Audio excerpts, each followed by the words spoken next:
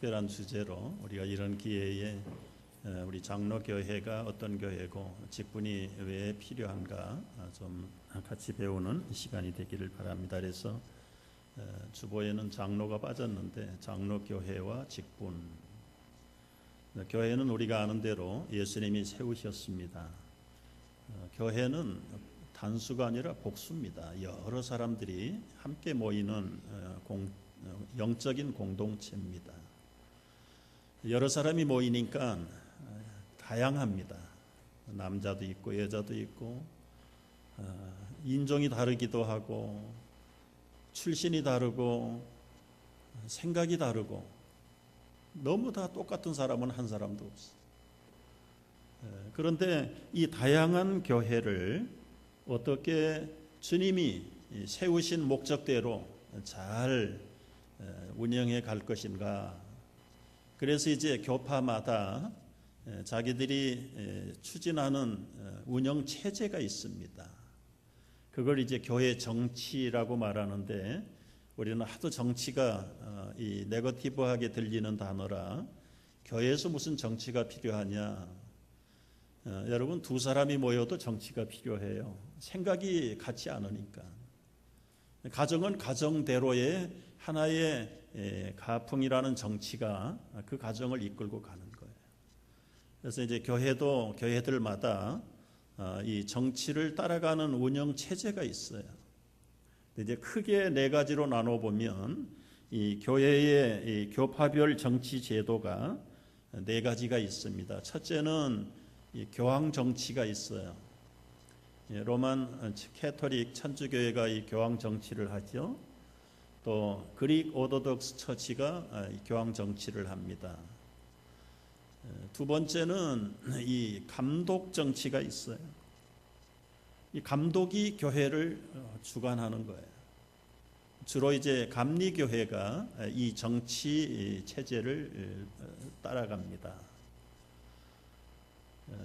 그 다음에 세 번째는 이 자유정치, 또 다른 말로는 이제 컨그리게이션해서 회중정치라고도 번역을 하는데 주로 이제 침례교회가 어떤 감독도 필요 없고 우리 온 컨그리게이션 멤버가 우리가 결정하고 그래서 거기는 목사도 교인들 가운데 조금 성경을 잘 가르치면 그냥 말씀 사역자로 세워요.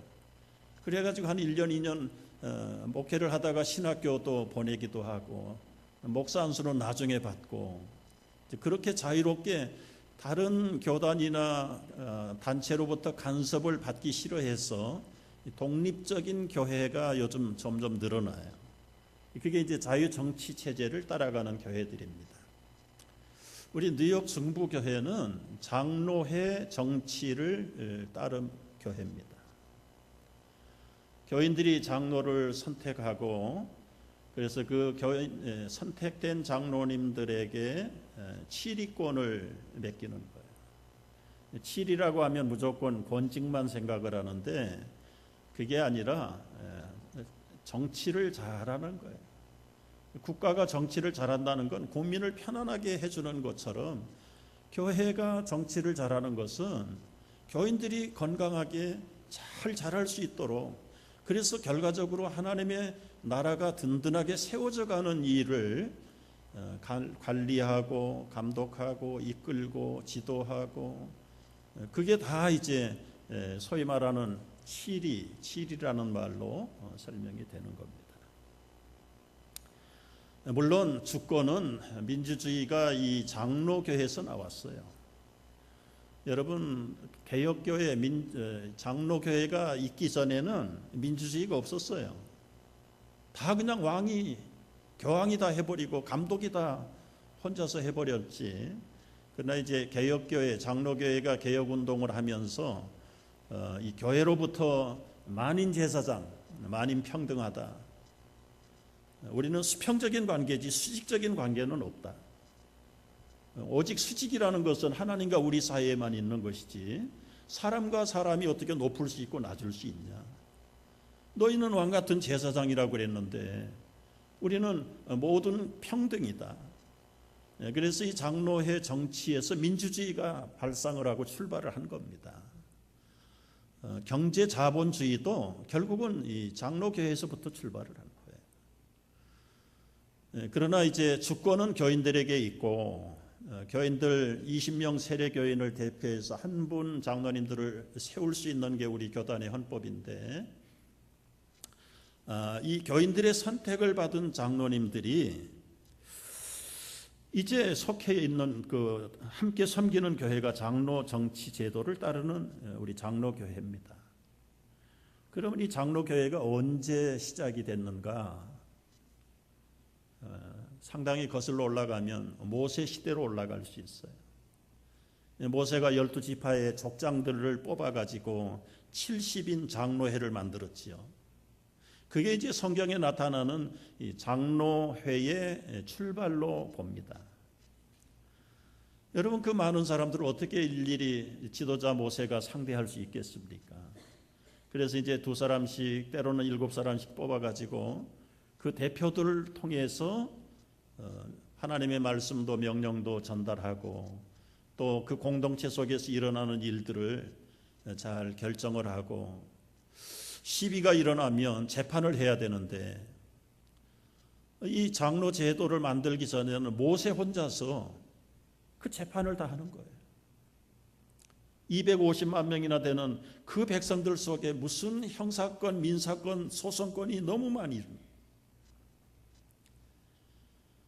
온종일 모세 혼자서 백성들은 줄을 서서 기다리고 그 광경을 보면서 장인 이드로가 왜 그렇게 지혜가 없는 일을 하는가? 1000부장, 100부장, 50부장, 10부장을 뽑아가지고 이 사람들에게 그렇게 큰 일이 아니라면 다 분담을 해서 맡기고 이 사람들이 못하는 일만 자네 모세가 해결을 하면 될 거 아닌가. 그래서 이제 이 국가는 70인 장로회가 통치를 하고, 그 다음에 사법은 1000부장, 100부장, 50부장, 10부장들이 하는 거예요. 그리고 이제 그 성전은 제사장들이 다스립니다. 그래서 어떻게 보면 이 구약 시대부터 삼권 분립이 명확하게 잘 기록이 돼 있습니다.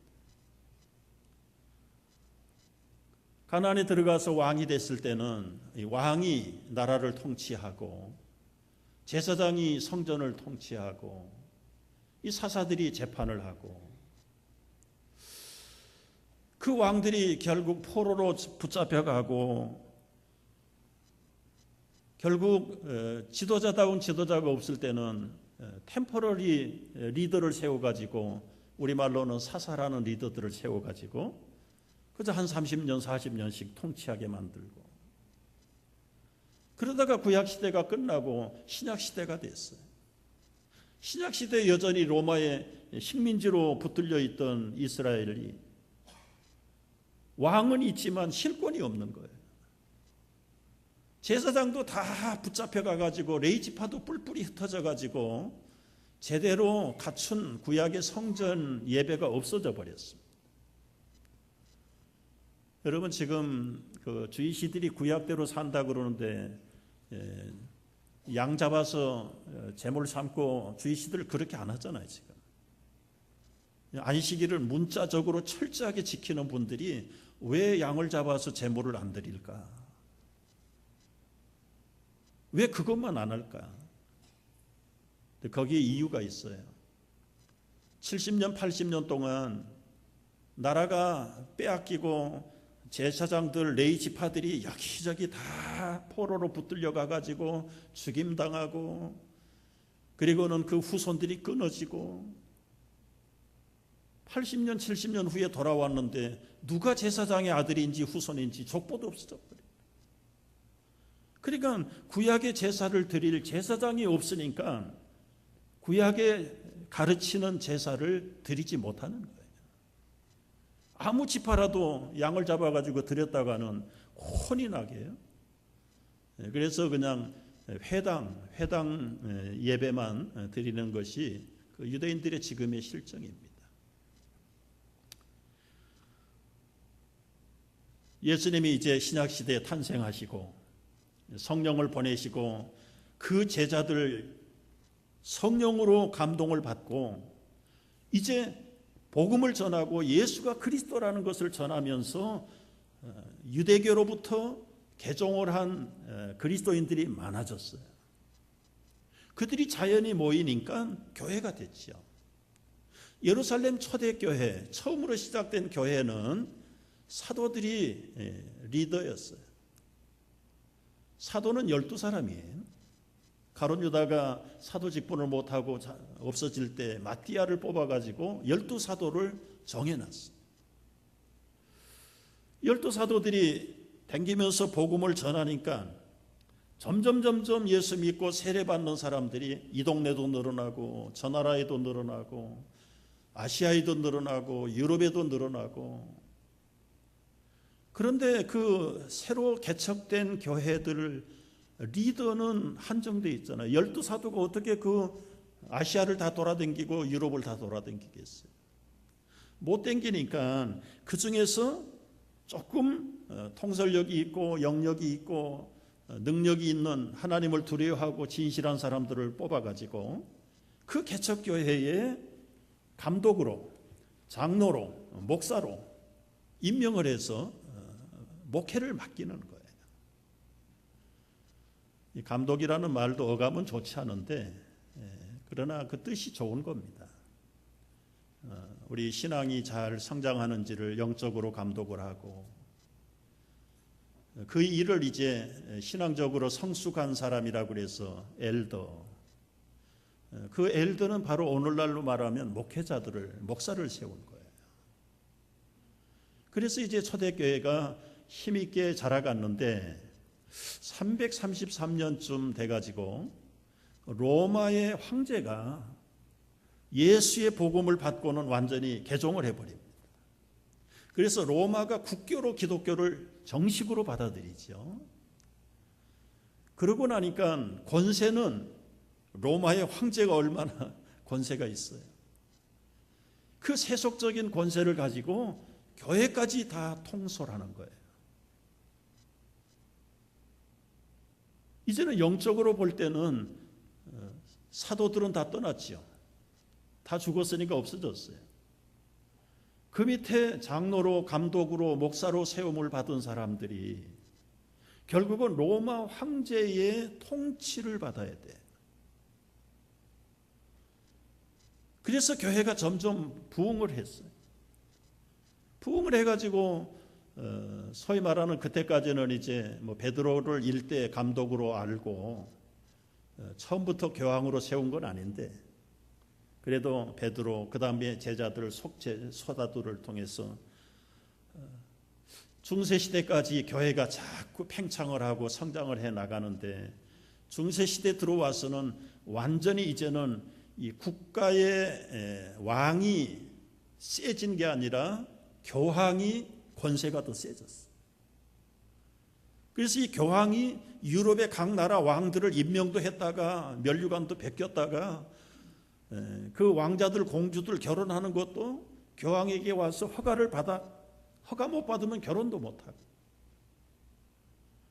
그러니까 이제 교황이 교회도 다스리고 유럽의 나라를 전부 다스리는, 한 사람이 두 개를 다 다스리게 돼요. 제대로만 잘 다스리면 얼마나 좋겠어요. 말씀을 가지고 철저하게 나라들을 다스린다면 참 좋은데, 종교를 다스려야 되고 정치를 다스려야 되니까 여러 가지 많은 부작용이 생기기 시작해요. 정치하고 서로 타협을 하고 야합을 하고 부정을 저지르고 그저 이 관직을 매매하기 시작을 하고, 그러다 보니까 이 교회가 타락을 해버린 거예요. 1500년 동안 그런 식으로 점점 이 교회가 국가의 통치를 받고 나중에는 교황이 국가를 다스리고, 그러니까 뜻있는 교인들이, 성도들이 생각할 때 하나님의 교회는 이런 것이 아닌데, 점점 그런 뜻을 가진 사람들이 많아지면서 1500년대에 들어와서 드디어